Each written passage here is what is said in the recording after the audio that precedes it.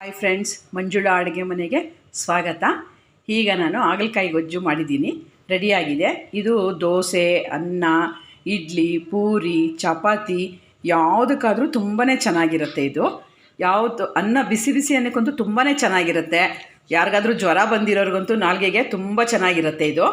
ಇದು ಟೇಸ್ಟ್ ತುಂಬ ಚೆನ್ನಾಗಿರುತ್ತೆ.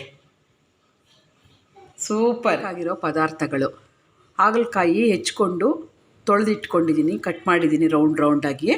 ಇದರಲ್ಲಿ ಹುಣಸೆಹಣ್ಣು ಮತ್ತು ಸಾಂಬಾರು ಪೌಡ್ರು ಚೆನ್ನಾಗಿ ನೆನೆಸಿಟ್ಕೊಂಡು ಗೊಜ್ಜು ಮಾಡಿ ಇಟ್ಕೊಂಡಿದ್ದೀನಿ. ಹುಣಸೆಹಣ್ಣು ಸಿಪ್ಪೆ ತೆಗೆದು ಎಲ್ಲ ಮಾಡ್ಕೊಂಡಿದ್ದೀನಿ.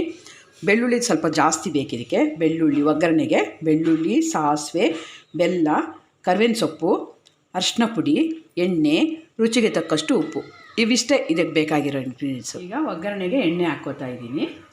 ಸ್ವಲ್ಪ ಎಣ್ಣೆ ಜಾಸ್ತಿ ಬೇಕು ಇದಕ್ಕೆ. ಎಣ್ಣೆ ಕಾಯಿಲಿ ಇದೆ. ಈಗ ಸ್ವಲ್ಪ ಸಾಸಿವೆ ಹಾಕ್ಕೊಳ್ಳೋಣ. ಸಾಸಿವೆ ಚಿಟಪಟ ಅನ್ನಲಿ ಇದೆ.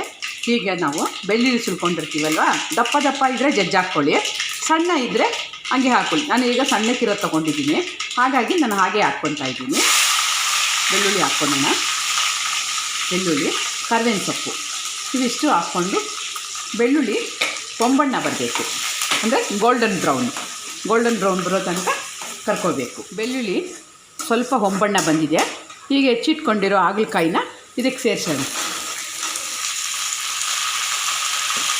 ಈಗ ಹಾಗಲಕಾಯಿನ ಚೆನ್ನಾಗಿ ಫ್ರೈ ಮಾಡ್ಕೊತಾ ಇರೋಣ. ಚೆನ್ನಾಗಿ ಫ್ರೈ ಮಾಡ್ಕೋಬೇಕು. ಈಗ ಅರಿಶಿನ ಪುಡಿ ಹಾಕ್ಕೊತಾ ಇದ್ದೀನಿ. ಅರಿಶಿನ ಪುಡಿ ಸೇರಿಸ್ಕೊಂಡೆ. ಇದಕ್ಕೇ ಈಗಲೇ ಉಪ್ಪಿನ ಪುಡಿನೂ ಕೂಡ ಹಾಕ್ಕೊತಾ ಇದ್ದೀನಿ ನಾನು. ಯಾಕೆಂದರೆ ಉಪ್ಪು ಹಾಕ್ಕೊಂಡ್ರೆ ಸ್ವಲ್ಪ ಬೇಗ ಬಾಡುತ್ತೆ ಅಂತ ಅಷ್ಟೇ. ಇದಕ್ಕೆ ನೀರು ಹಾಕಬಾರ್ದು, ಬರೀ ಎಣ್ಣೆಯಲ್ಲೇ ಫ್ರೈ ಮಾಡ್ಕೋಬೇಕು.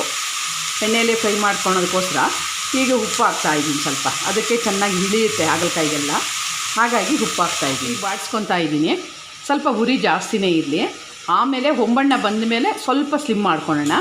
ಈಗ ಉರಿ ಜಾಸ್ತಿನೇ ಇರಲಿ. ಹುಣಸೆಹಣ್ಣು, ಮೆಣಸಿನ ಪುಡಿ ನೆನೆಸಿಟ್ಕೊಂಡಿದ್ದೀವಲ್ವ, ಅದಕ್ಕೆ ಈ ಬೆಲ್ಲನ ನಾವು ಪುಡಿ ಮಾಡಿ ಇಟ್ಕೊಂಡಿರೋ ಬೆಲ್ಲನ ಇದಕ್ಕೆ ಸೇರಿಸ್ಕೊಳ್ಳೋಣ. ಹಾಗಲಕಾಯಿ ಫ್ರೈ ಆಗ್ತಾ ಬಂದಿದೆ. ಈಗ ಇದಕ್ಕೆ ನಾವು ಕಲಸಿಟ್ಕೊಂಡಿರೋ ಮೆಣಸಿನ ಪುಡಿ ಮತ್ತು ಹುಣಸೆ ಹಣ್ಣಿಂದು ಬೆಲ್ಲ ಇದನ್ನು ಇದಕ್ಕೆ ಸೇರಿಸ್ಕೊಳ್ಳೋಣ. ನೋಡಿ, ಈಗೆಲ್ಲ ಸಿಪ್ಪೆ ಎಲ್ಲ ತೆಗೆದಿಟ್ಕೊಂಡಿದ್ದೀನಿ ನಾನು ಕ್ಲೀನಾಗಿ. ಇದಕ್ಕೆ ಸೇರಿಸ್ಕೊಳ್ಳೋಣ.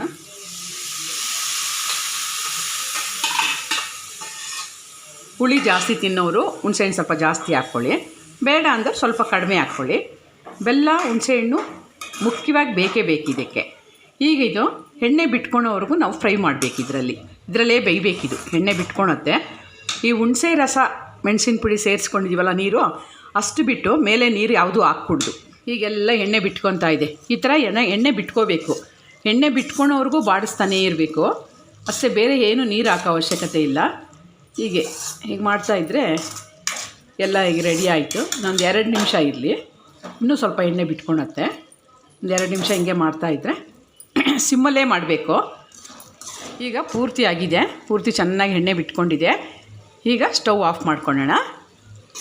ಫುಲ್ ರೆಡಿ ಆಗಿದೆ. ಈಗ ಈ ರೆಸಿಪಿ ನಿಮಗೆ ಇಷ್ಟವಾದರೆ ನಮ್ಮ ಚಾನಲ್ನ ಸಬ್ಸ್ಕ್ರೈಬ್ ಮಾಡಿ, ಪಕ್ಕದಲ್ಲೇ ಬೆಲ್ ಐಕಾನ್ ಇರುತ್ತೆ, ಕ್ಲಿಕ್ ಮಾಡಿ. ಹಾಗೆ ಕಾಮೆಂಟ್ ಮಾಡೋದನ್ನು ಮರಿಬೇಡಿ.